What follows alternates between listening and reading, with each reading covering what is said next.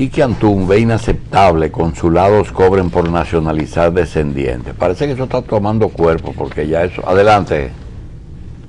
Atentado a la dominicanidad, que mientras el gobierno dominicano gasta más de 1.000 millones de pesos para de manera gratuita viabilizar la posibilidad de ciudadanos extranjeros regularizar su estatus en la República Dominicana, a los dominicanos en el exterior que quieren adquirir la ciudadanía dominicana, entiéndase bien, y por just time le corresponde, se le esté cobrando una suma significativa. Reclamamos de las autoridades dominicanas transmitir las instrucciones correspondientes a los fines de que a los dominicanos que con sentido patriótico quieren que sus hijos se hagan dominicanos, definitivamente se les exonere de ese pago que está cobrando en las instituciones que representan al pueblo dominicano y al erario público en las Naciones Amigas. Por eso queremos decir que la denuncia la recibimos en el recorrido que hizo el Partido Reformista por las diferentes filiales. Se le está cobrando hasta $500 cuando un dominicano quiere regularizar el caso de su hijo para hacerlo dominicano. En lugar de incentivar eso, lo que es un desincentivo, nosotros elevamos nuestra reclamo a la autoridad competente a los fines de que disponga que eso se realice de manera gratuita. Ese es el motivo de esta convocatoria, para lo cual queremos que como dominicanos que somos, que estamos de acuerdo en que por humanidad y la actitud noble del gobierno dominicano se haya viabilizado el que los ciudadanos extranjeros que residen en República Dominicana puedan lograr su objetivo, y que el gobierno ha ido generosamente más allá de donde debe ir, gastando una cantidad de dinero que debe estar invirtiéndose en salud, en educación y en atender a los dominicanos, y que ha viabilizado el que el ciudadano esté en sus propias naciones, sus naciones no les proveen de la documentación necesaria. El gobierno dominicano ha hecho el sacrificio correspondiente, que en esta ocasión el gobierno dominicano disponga que a los dominicanos que residen en el exterior ese servicio se le dé de manera gratuita.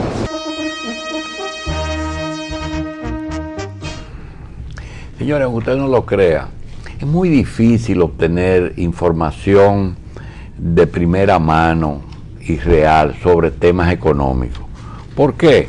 Porque la mayoría de los economistas están trabajando para empresas, para intereses, y siempre mutilan parte de la verdad. Nosotros hemos logrado contactar a Juan Martínez, que es economista. En este momento, yo no sé si para bien o para mal de él, posiblemente tenga la libertad de poder expresarse en temas, sobre temas que los medios quisiéramos información de primera mano. El nuevo orden económico, en el 90 se comenzó a implementar en República Dominicana, y nos hablaron de libre mercado, nos hablaron de economía de mercado, nos hablaron de que el país tenía más capacidad de endeudamiento del que estaba utilizando, y recientemente, después de 14 años o de 24 años ya de inicio del proceso, tenemos que ya el país no acepta, no resiste más endeudamiento, de que la mitad del presupuesto nacional se va en pago de deuda externa, de que la moneda quizás no se pueda devaluar en la medida que quisieran los productores de divisas, porque el consumo de divisas en República Dominicana por parte del combustible y de la deuda es muy alto y tendrían que imprimir muchos pesos, de que la corrupción campea por sus mejores predios en todas partes del mundo y el país no es una excepción. Yo quisiera conversar sobre esos temas con el señor Juan Martínez Luque, economista español que reside en República Dominicana. Juan, gracias por estar con nosotros, te agradecemos muchísimo, y comenzamos por ahí. Realmente el nuevo orden con la economía de mercado tuvo ya efectos positivos o realmente todo fue malo. Bueno, la pregunta es una pregunta un poquito difícil de responder, porque en un principio, cuando un país modifica su sistema, intenta por todos medios tener un sistema más actualizado en cuanto a el intercambio de economía y sobre todo la puesta en marcha de una economía mucho más eficaz y mucho más interesante, lo que hay que ver y lo que hay que fijarse en primer lugar es cómo está hecha esa planificación. Es que realmente, doctor, existe esta planificación. Es que estamos en un país económicamente planificado. Ahí está, yo creo que ahí reside el problema. Yo le voy a dar solamente un ejemplo clave y un ejemplo que todo el mundo va a comprender. La República Dominicana es la única, desde hace aproximadamente unos 20 y tantos años, 25 años, que está en crecimiento constante. Cualquier país del mundo, incluso países como Australia, como Francia o como Italia, quisieran tener este crecimiento o este porcentaje de crecimiento, porque verdaderamente es un porcentaje de crecimiento muy interesante. Pero este crecimiento no ayuda, o este crecimiento de momento no aporta lo que todo el mundo espera del crecimiento, es decir, disminución de la pobreza. Entonces, ¿qué sucede? Que tenemos un gran problema en cuanto a la planificación. Mire, doctor, le voy a poner un ejemplo muy simple. En Noruega, por decir algo, el crecimiento es aproximadamente de 1,2, 1,4. Y resulta que llegamos en el año 2012 con un crecimiento negativo. ¿Qué sucede?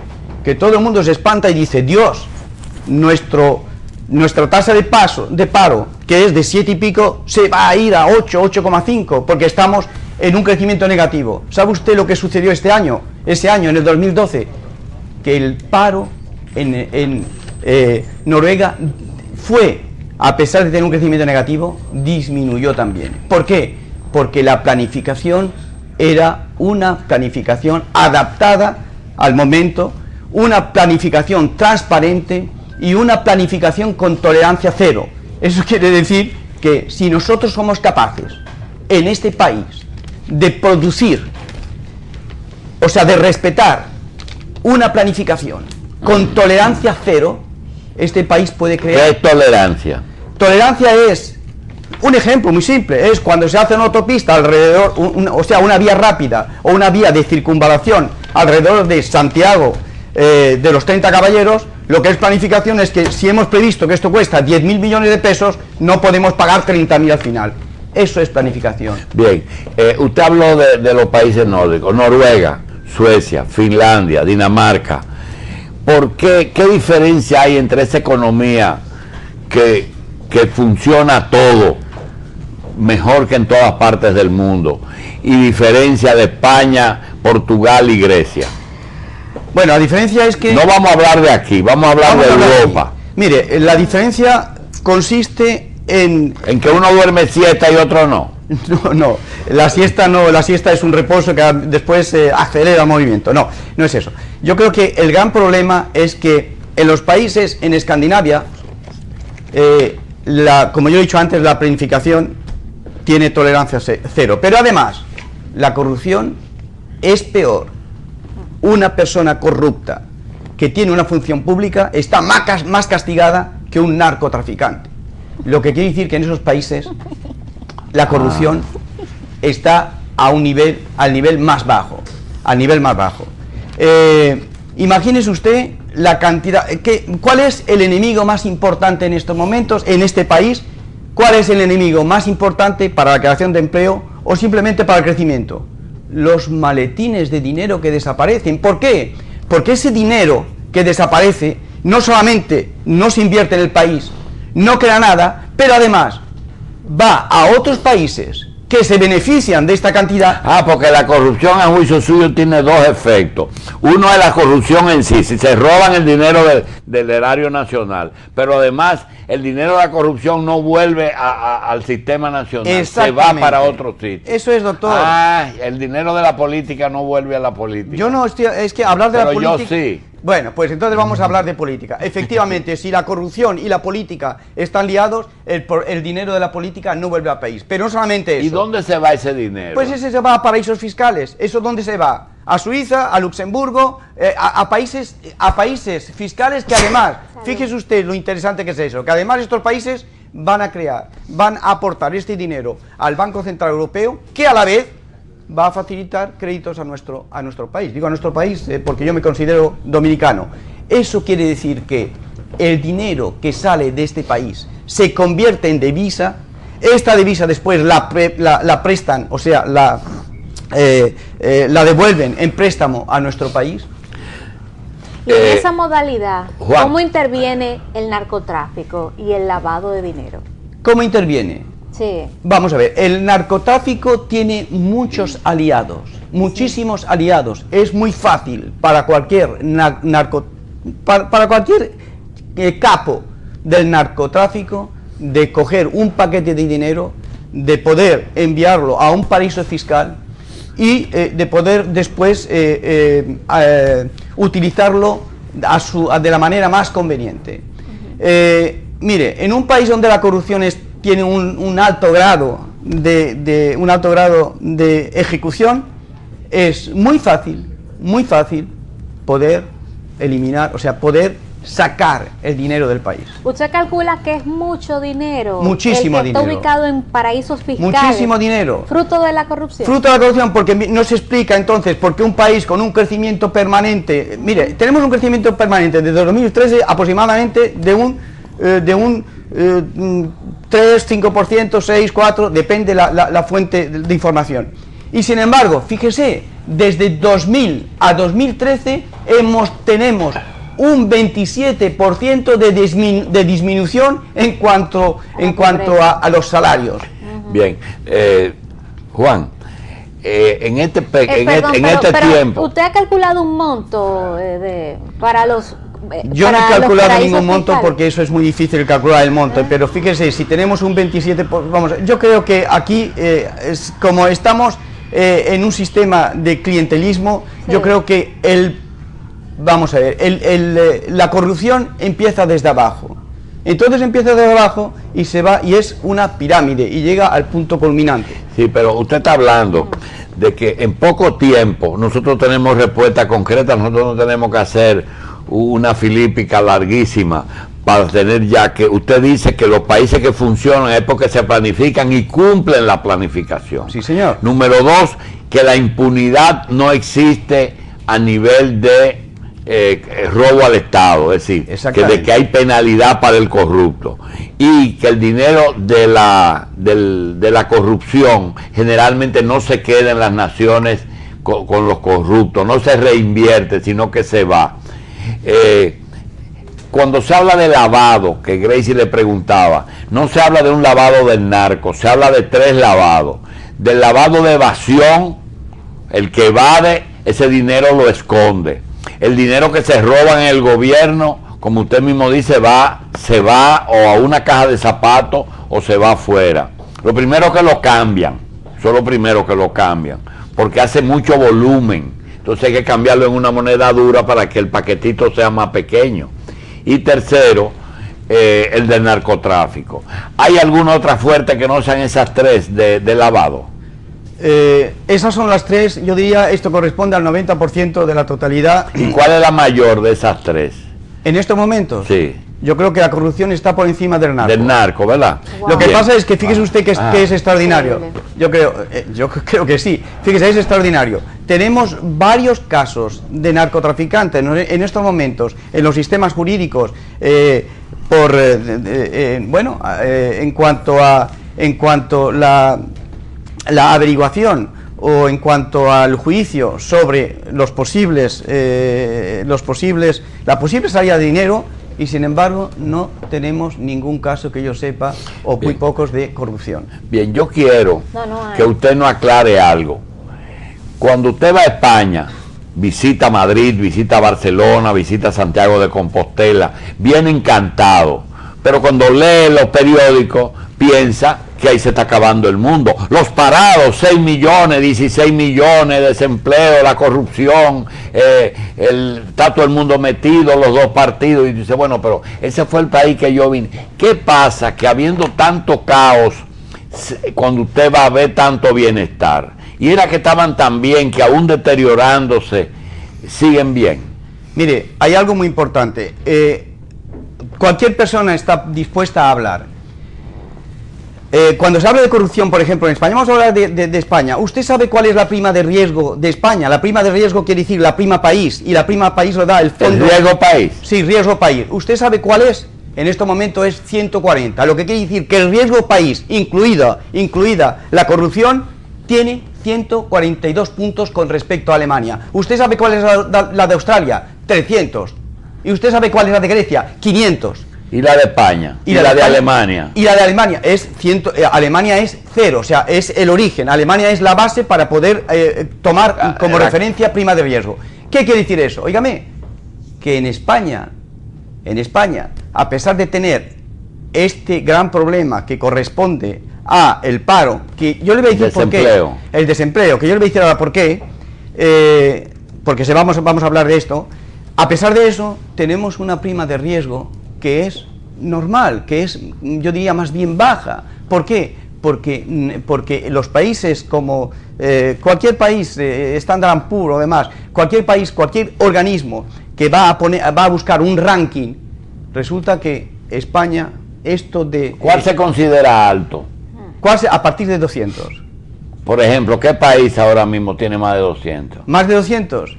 Pues en estos momentos, bueno, perdón. Grecia, ¿verdad? Grecia, Portugal, Irlanda, y estamos hablando de países europeos que forman el bloque europeo, porque después, evidentemente, si nos vamos a los países del este, Rumanía, Bulgaria, Rusia, eso ya es incontrolable. Estamos hablando de países organizados. La prima de riesgo, yo creo que a partir de 200 o 250 ya es un poquito delicado, porque hay que pagar muy caro la financiación del país. Hay que pagar muy caro los bonos que se venden porque están a un porcentaje mayor. ¿La unificación de Europa fue buena o es mala? Fue buena, gracias a Dios que hubo eso, si no ahora estaría, mire usted, si no fuera por eso, Irlanda, Grecia, Portugal, España... Bien, fue buena. Bon, Juan, en el caso de República Dominicana, ¿una devaluación es buena o es mala? No, perdón, ¿una dolarización es buena o es mala? Es buena, porque es buena, lo que pasa es que hay que hacerlo de manera moderada. Fíjese, es exactamente el mismo problema que Ecuador. Pero Ecuador está bien, y fíjese que está saliendo totalmente de la crisis poco a poco. ¿Pero es por la moneda o es por otras medidas? Es por un conjunto de medidas, pero entre ellas por la moneda también. Por la seguridad, por la seguridad del pago externo a través de una moneda que está cotizada y que se conoce con su... Mire, compararnos con países nórdicos no es bueno.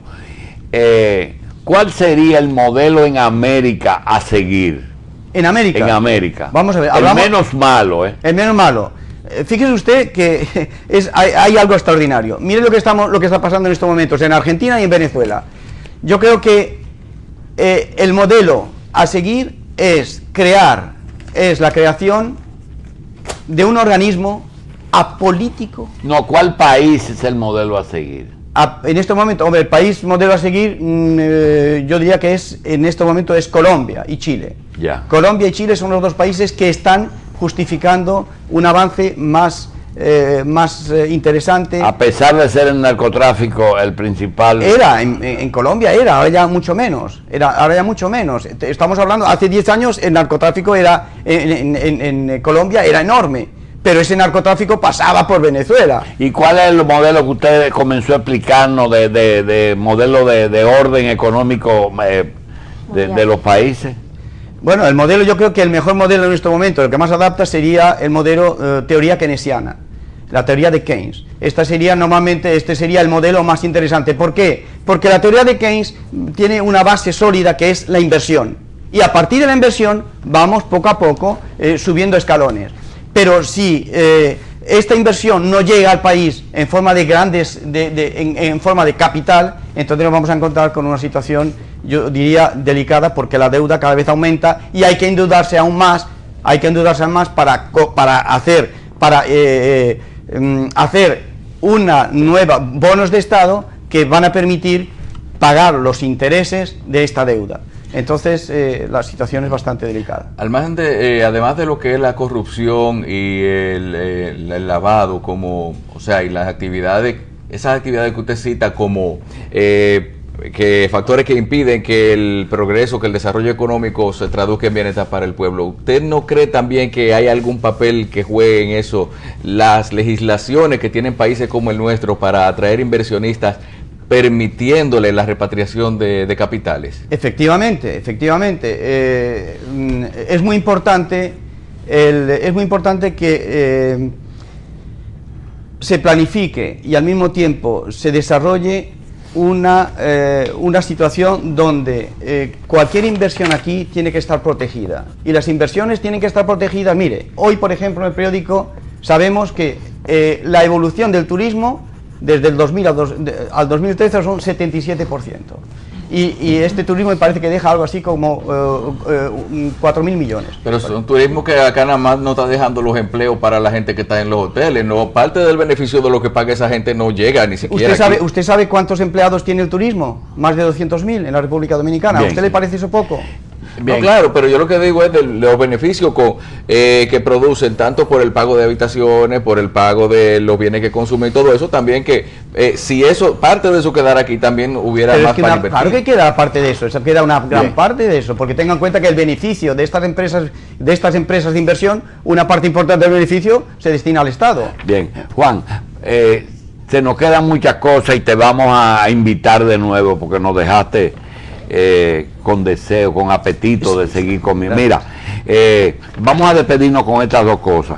¿Qué pasaría si el resto de los países de América, o nosotros, vamos a hablar de nosotros, toman la medida de la Kirchner, no pago de deuda externa? Y segundo, una amnistía de capital y que todo el que quiera invertir venga y no diga de dónde lo trae. ¿Qué pasaría? Aquí hay dos grandes peligros. El primero, si hacemos como Kirchner, nos vamos a encontrar en una situación muy delicada.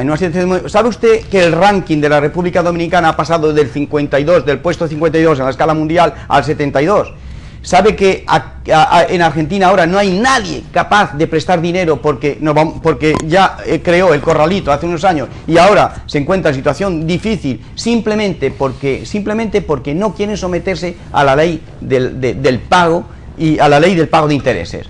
Entonces usted nos recomienda en absoluto el no pago. Y con respecto a una amnistía de origen de capital, tampoco hay que hacer amnistía total porque esto no aporta nada. Lo que hay que hacer es una manera... No digo fiscal, digo amnistía, de que todo el que quiera traer dinero que no diga de dónde. Tampoco es bueno porque vamos a crear aquí vamos a crear el polo universal más importante en cuanto a la corrupción, y eso no es bueno para ningún país, porque esta corrupción después, ¿qué va a hacer con los beneficios que genera? ¿Dónde lo vamos a encontrar? Yo creo que esto, a mi parecer, la inversión es interesante siempre que se haga de manera modulada. Mire, Chile. Fíjese, Chile, ¿de qué manera? Le voy a poner un ejemplo. La Chile tiene los chilenos. Sí, pero Chile, fíjese usted qué manera más extraordinaria de recuperar inversión. Mire, hay un caso muy específico. Y un caso específico ahí. Mire, la minería en Alemania. La minería, fíjese este dato, la minería en Alemania es el primer polo de crecimiento. La minería en Alemania. La minería, y no hay minas. Pero si no hay minas. Ahora, ¿qué pasa con Renalia? ¿Qué pasa qué pasa con las regiones carboníferas antes? En el Ruhr, en Renia, ¿qué pasó? Pues que ahora ya no hay minas, se ha cerrado la mina. Sin embargo, Alemania tiene 130 empresas destinadas a la maquinaria minera.